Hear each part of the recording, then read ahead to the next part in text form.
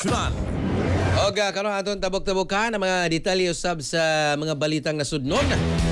Hindi posibleng mahimong sentro sa produksyon sa bala ang Pilipinas suko sa plano sa Estados Unidos na magdaog duha ka magkalahi nga pananaw, oportunidad sa trabaho ug seguridad apan potensyal sa peligro.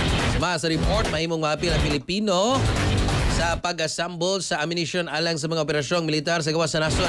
Nagasinabot kini og bagong trabaho og kaibaw sa larangan sa defense logistics nga makatabang sa lokal nga ekonomiya. Apan adunay kabalakang among lakang mahimo sa mga magbutang sa nasod sa sentro sa mas lapad nga tensyon sa geopolitics.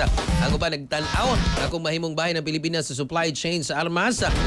Posible kini mahimong target sa mga kaatbang nga mga nasod nga kalyado sa US.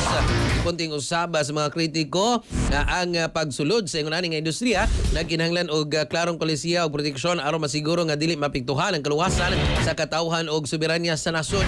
Sa laing bahin, ang mga pabor sa plano nag-ingon nga kini usa ka higayon aron mapaligon ang defense capability ug ekonomiya sa Pilipinas.